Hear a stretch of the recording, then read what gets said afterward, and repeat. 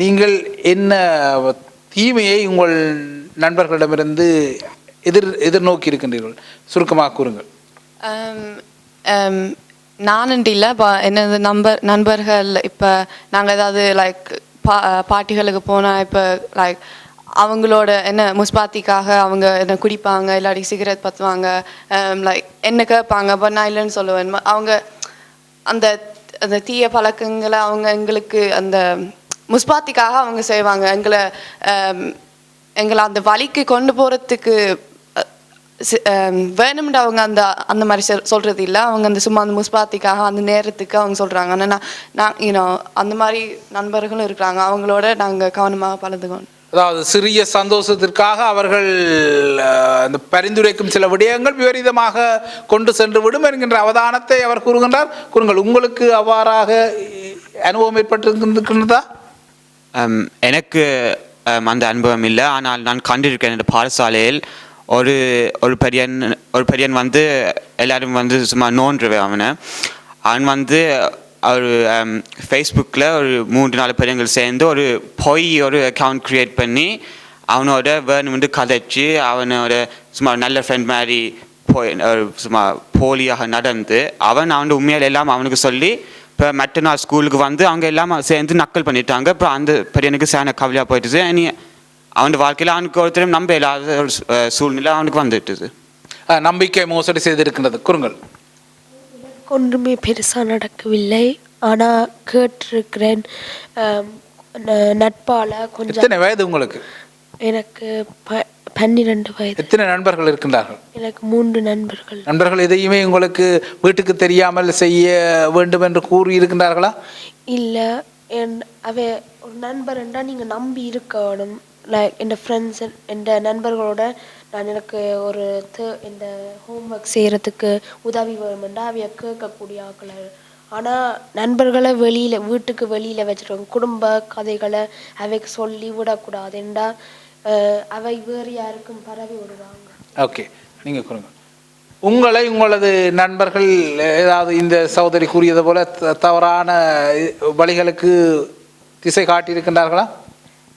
இல்லை, ஆனால் நான் நினைக்கிறேன் லைக் நண்பர்கள் இருக்கும்போது லைக் எல்லாம் நல்லா போய்கொண்டு இருக்கும். ஆனால் ஏதாவது கெட்டது நடந்த பிறகு யார்கிட்ட வாழ்க்கையில் ஏதாவது நடந்த பிறகு எல்லாரும் ஒரே மாதிரி லைஃப் போய்கொண்டே இருக்கும். லைஃப் எப்போ பார்த்தாலும் சேஞ்ச் பண்ணிக்கொண்டே இருக்கும். ஆனால் அதுக்காக எப்போ பார்த்தாலும் ஒரே சாமான் செஞ்சு கொண்டு இருக்கலாம். அப்போ ஃப்ரெண்ட்ஸ் வந்து வச்சிருக்கலாம், ஆனால் அது ஒரு காலத்தில் முடிஞ்சு போகலாம். ஒரு அவதானம் தேவை என்பதாக கூறுகின்றீர்கள். கூறுங்கள்.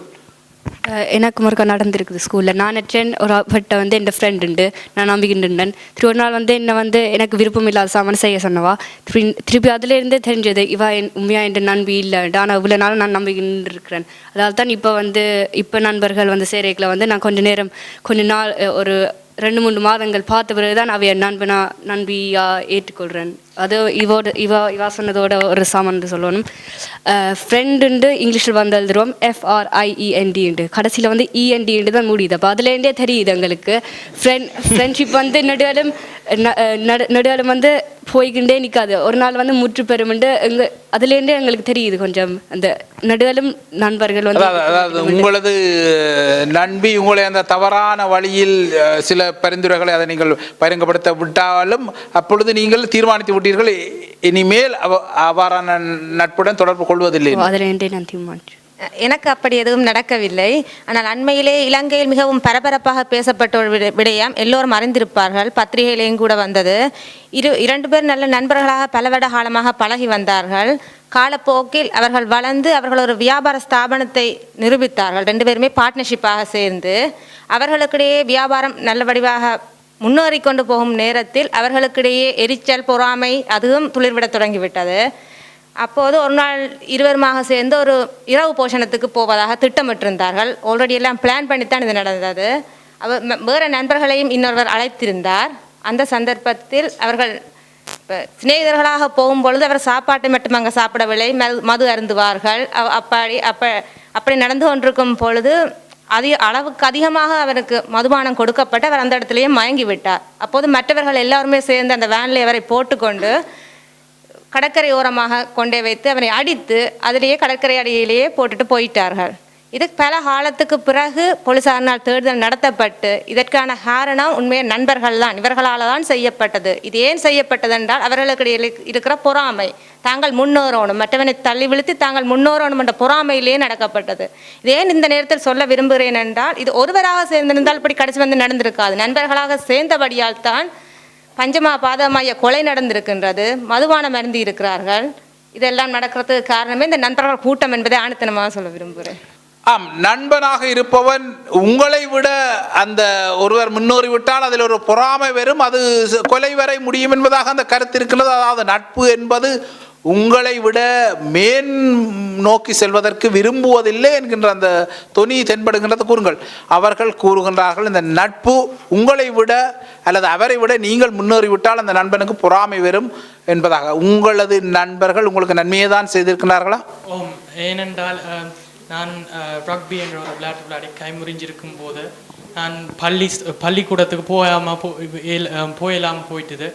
அப்போ என்னுடைய ஃப்ரெண்ட் வந்து எனக்காண்டி நோட்ஸ் எடுத்து எனக்கு அனுப்பி எனக்கும் அவர் மாதிரியே நானும் இப்போ படித்து நான் இருக்கிறேன். அப்படி என்றால் அவரை மாதிரி என்னையும் அவர் வர வைக்கணுமென்றனால ஹெல்ப் பண்ணியிருக்கிறார். அப்போ அதை சொல்லலாம் நீங்கள் இப்படி அவை உங்களை விட இதாக போயிடமாட்டேன். எனது நண்பர்கள் ஏதாவது ஒரு எக்ஸாம்ஸில் ஏதாவது இருந்தால் அவங்க நான் நல்லா செய்வேன் தான் எண்ணியிருப்பார்கள். உதாரணமாக ஒரு எக்ஸாமுக்கு முதல் அவங்க எனக்கு ஏதாவது விஷயம் விளங்கலை என்றால் அவங்க எனக்கு எப்படியாவது விளங்கப்படுத்துவார்கள். அவங்க தாங்கள் எக்ஸாமை நல்லா செய்வேணுமா இல்லையாண்டு கவலை இல்லாமல் நான் நல்லா செய்வேன் என்று எண்ணியிருக்கிறார்கள். உண்மையாகத்தான் கூறுகின்றீர்களா அல்லது அவர்கள் சொன்னதால் இதை சொல்ல வேண்டும் என்றால் பொதுவாக கூறுகின்றீர்களா? நான் எனக்கு நடந்ததை தான் கூறுகிறேன். நண்பர்கள் உண்மையிலே உதவி செய்திருக்கின்றார்கள். இங்கே பொறாமன்னு எல்லா பேரண்ட்ஸ் எல்லாரும் சொல்லினோம். ஆனால் இப்போ ஒரு எக்ஸாம் செய்துட்டு வீட்டை வந்தால் அவனுக்கு என்ன ரிசல்ட், இவனுக்கு என்ன ரிசல்ட், எந்த ரிசல்ட் இப்போ முக்கியமான உன்னை விட கூட அவன் எடுத்தோம்னா இவெல்லாம் பொறாமை எங்களுக்குள்ளே போடுறது. இப்போ நாங்கள் சும்மா ஸ்கூலுக்கு போகிறோமா படிச்சோமா ஃப்ரெண்ட்ஸோட நிற்கிறோமா வாரோம்னு இருக்கோம். இவன் வீட்டை வந்தோடனே இவனுக்கு ஒன்றை விட ரிசல்ட்ஸ் கூட ஏன்னு என்று அவையெல்லாம் பொறாமை எங்களுக்குள்ளே வரும். நாங்கள் என்ன இப்போ அடுத்த எக்ஸாம் அவனை விட கூட நாங்கள் செய்யணும். அப்போ பேரண்ட்ஸ் தான் எங்களுக்குள்ளே பொறாமையை போடினோம். ஆனால் இப்போ நான் எந்த ஃப்ரெண்ட்ஸ் எல்லாம் நாங்கள் எக்ஸாம் செய்கிறோம்டா நாங்கள் 4 பேர் இருக்கிறோம். நாங்கள் லைப்ரரி போகிறோம், சேர்ந்து படிப்போம், ஹெல்ப் தேவைன்னா ஒரு ஆளுக்கு நாங்கள் கேட்போம். அப்படி தான் நாங்கள் செய்யலாம். இப்போ நாங்கள் படிக்க ஒரு ஆளுக்கு வேறு டவுட் கேட்க எங்களுக்கு மேபி அந்த டவுட் இருக்காது. அப்போ அவன்ல இருந்து தான் நாங்கள் அந்த டவுட் எங்களுக்கு. அதாவது உங்களின் நண்பர்கள் உங்களை எந்த தீய வழியிலும் அதை உங்களுக்கு இப்போ நான் கூறுவதில்லை. தீய வழி என்று சொல்லல. நாங்கள் இப்போ மேபி நாங்கள் 4 பேர் இருக்கிறோம். ஸ்கூல்லேருந்து நாங்கள் ஒரு பிரச்சனைப்பட்டு நாங்கள் வெளியில் வந்துட்டு இருந்திருக்கிறோம், வீட்டை வந்து இருந்திருக்கோம், எக்ஸ்க்ளூட் பண்ணப்பட்டிருக்கிறோம். கூட்டாகத்தான் செய்திருக்கிறீர்கள், கூட்டாக வழியாக வந்து விட்டு அது. ஆனால் அது நான் எனக்கு உள்ள நினைக்கிறேன்னா அது அன்பால் தான் நாங்கள் அது எங்களுக்கு நல்லதாக நடந்தது. என்னென்னா ஒரு படியன் இப்போ எங்களை ஏன் நடந்ததுன்னா நாங்கள் ஒரு படியனை அடிக்க போனாங்க. அது என்னென்னா இப்போ வந்து இப்போ அவர் வந்து என்னை பற்றி ஒரு ஆள் வந்து என்னை பற்றி கொஞ்சம் பேடாக சாதிச்சவர். என்னை விட இந்த நம்பருக்குள்ளே தான் கூட இது வந்தது. ஏன்னா அவங்களுக்கு எனக்கு கொஞ்சம் நான் அந்த 4 நாளாக நான் எனக்கு கொஞ்சம் கீழாக இருந்தேன். எனக்கு இப்படி சொல்கிறேன், நான் நல்லா இருக்கையில் என் ஃப்ரெண்ட்ஸுக்குள்ளே தான் சரியான இதாக இருந்தது. இவன் இப்படி இருக்கிறான், இவனை இப்படி பார்க்கங்களை விருப்பம் இல்லை. நான் அப்படியான பிரச்சனை வந்து என் அப்பா அம்மாவுக்கு சொல்லவே இல்லாது. இப்போ அவங்க எந்த வயசாக அவங்களோட தான் நான் கதைக்கலாம். ஏன்னா அப்படியான எங்களுக்கு அதாவது நட்பு சில விடயங்களை பெற்றோரிடமிருந்து மறைக்கும் அளவிற்கு செல்கின்றது. அது ஒரு நான் நினைக்கிறேன் நல்ல விஷயம். அது தீமையான விடயம் அல்லவா? எனக்கு தீமை மாதிரி தெரியல. பாடசாலையில் ஒருவன் அடிக்க போய் கூண்டாக அங்கிருந்து அனுப்பப்படுவது தீமையான விடயமாக தெரியவில்லை. தீமையா தெரியும். நாங்கள் எப்படியும் நாங்கள் ஒற்றுமையாக இருந்து நாங்கள் ஏதோ செய்திருக்கோம். என்ன இப்போ நாங்கள் இப்போ கடைசியில் இப்போ நான் இப்படி இருந்து நான் எனக்குள்ளே ஒரு மென்டல் இல்னஸ் வந்ததுன்னா என்ன செய்திருப்போம்? நல்லா தமிழ் படங்கள் பார்ப்பீர்களோ? இல்லை, தமிழ் பட கதாநாயகர்கள் இவ்வாறு தான் நண்பர்களுக்காக அடிதடி செய்வார்கள். அதன் தாக்கம். வணக்கம். இப்போ தொடக்கத்தில் நாங்கள் கூறினோம் வந்து பிடிக்கும் பிடிக்காமலும் ஒரு குடும்பத்துக்குள்ளே பிறக்கிறோம்ண்டு. இப்போ அதுக்கு ஒரு உதாரணம் சொல்கிறேன். என்ன கேட்டுக்க நிற்கணுமேன்னு அப்படி சொன்னோம்ண்டு ஒரு உதாரணம் என்னென்னா ஒரு பெடியன் வந்து குடும்பத்துக்குள்ளே ஒரு பிரச்சனை வந்துட்டு அந்த பிரச்சனை என்ன வந்தேன்டா சண்டை போட்டதால அப்பா வீட்டை போன பிறகு சரியா பேசினதும் அடித்ததும் அவன் அந்த அப்பா விளங்கப்படுத்தவும் விடையில அந்த படிக்கு என்ன நடந்தது ஏன் இப்படி சண்டை போட்டினேன்னு விளங்கப்படுத்த விடாமலே அந்த படியை அந்த அப்பா அடிச்சிருக்கிறது. அப்போ இந்த படி வந்து அந்த எப்படி சொல்றது அந்த அவனுக்கு குடும்பமே அவருக்கு எதிரியா இருந்த மாதிரி சிந்தனையோடு அவன் வீட்டை விட்டு ஓடி போயிட்டான். ஓடி போய்க்கதான் வந்து ஒரு நண்பன் தாட்டி சொன்னவன் நான் இப்படி ஓடி போயிட்டு அந்த நண்பன் உடனே வந்து என்ன செய்தவன்டா எங்க நிற்கிறீன்னு கேட்டு அவனை கூட்டிகிட்டு போய் அவன் வீட்டை வச்சிருந்து கேட்டவன் என்ன நடந்தது ஏன் இப்படி செய்யறேன்னு சொல்லிக்க அவன் கதையை சொல்லின பிறகு திருப்பி அவன் என்ன செய்திருக்கிறான்டா அவன் அம்மா அப்பா வீட்டை போய் திருப்பி கூட்டின்னு போயிருக்கிறான். இருந்து 2 பேருக்கும் விளங்கப்படுத்திருக்கான் இப்படி ஓடி போயிருக்கிறான் நீங்க செய்தது சரி பிள்ளைண்டு. அப்ப அந்த உண்மையான நண்பன் என்னடா இப்ப குடும்பத்துக்கு பிரச்சனை வந்தாலும் கடைசி வரையும் அந்த சேர்த்து பார்க்கிறவன் தான் உண்மையான நண்பன்.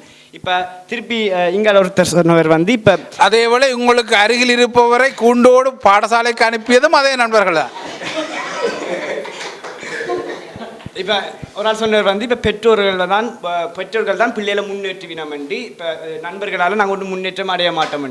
இப்ப கிட்டத்தட்ட வந்த ஒரு படம் நண்பன் எல்லாரும் அநேகமாக பார்த்துருப்பீங்க.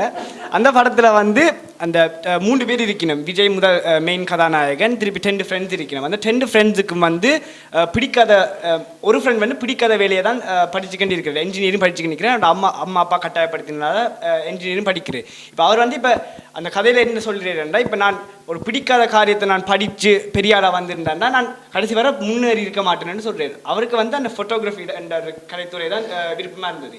இந்த நண்பன் அதை அறிந்து வந்து அவன் அப்பா அம்மாட்ட போய் விளங்கப்படுத்தி உங்களோட மகனுக்கு என்ஜினியரிங் பிடிக்கவில்லை. சரி, நீங்கள் கூறுவது திரைப்படத்திற்கு சரி மட்டுமில்லை, திரைப்படங்களும் இல்லை. ஒரு பெற்றோரை விட நீங்கள் நினைக்கின்றீர்களா உங்களது நண்பர்கள் உங்களது வாழ்வில் அக்கறை எடுக்கின்றார்கள் என்று? பெற்றோர்களுக்கு எல்லாம் தெரியும் மண்டியில் நண்பர்களுக்கும் எல்லாம் தெரியும் மண்டியில். ஆனால் நண்பர்கள் இன்னும் பெற வேண்டிய விஷயங்களும் இருக்கு, பெற்றோர்களிலும் பெற வேண்டிய விஷயங்கள் இருக்கு. அதுக்காக பெற்றோர்கள் தான் முதல் என்று சொல்லி நண்பர்கள் வந்து நண்பர்களையும் பெற்றோர்களையும் இப்போ சமப்படுத்தி சொல்லலாது.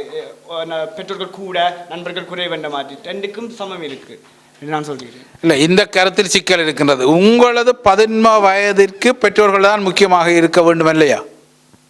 அப்படின்னு நான் முக்கியமாக சொல்லலாது. என் நண்பர்களும் என்ன பெற்றோர்கள் உதவ முடியாத முறையிலும் என் நண்பர்கள் உதவி இருக்கிறார்கள். அதே போல நண்பர்கள் உதவ முடியாத முறையிலும் பெற்றோர்களும் உதவி இருக்கிறார்கள். அதுக்கு இப்போ போட்டி என்று சொல்லலாது நண்பர்களுக்கும் பெற்றோர்களுக்கும். அதாவது பெற்றோர்கள் உதவ முடியாத சில விடயங்களில் நண்பர்கள் உதவுகின்றார்கள் என்பதாக கூறுகின்றார்கள். இங்கு கூறுங்கள், அந்த கருத்தில் நீங்கள் காணும் உண்மை என்ன, பொய்மை என்ன?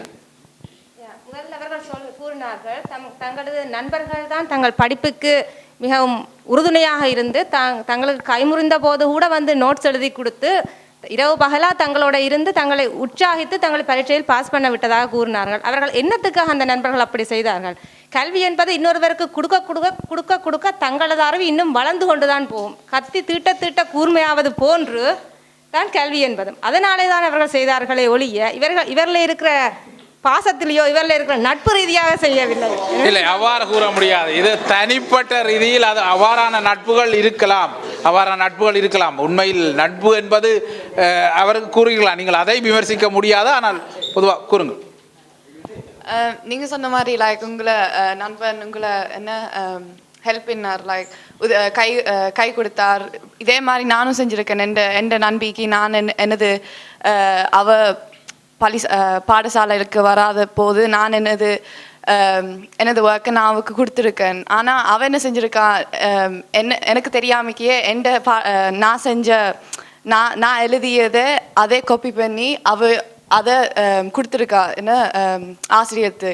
இப்போ ஆசிரியர் என்னட்டு கேட்க என்னது நம்பி சொல்லியிருக்கா, அது நானும் காப்பி பண்ணலை, அந்த மாதிரி போய் சொல்லியிருக்கா. ஸோ யூனோ அது லைக் உங்களின் பாடத்தை உங்களிடமிருந்து எடுத்து அது தன்னுடையதென உரிமை கோருகின்றார். அதாவது நான் நம்பி கொடுக்க அவ அதை செஞ்சு எனக்கு தெரியாமக்கே அவ எடுத்துட்டாது. நம்பிக்கை மோசடி. நட்பின் புரிதல் என்ன பேசுகளம் தொடர்கின்றது. 2 தரப்புகளுமே சூடாக தமது கருத்துக்களை முன்வைக்கின்றார்கள். ஆனால் இந்த கருத்துக்களம் தொடர்வதற்கு முன்னர் ஒரு சிறிய விளம்பர இடைவெளிக்குள் சென்று திரும்பலாம்.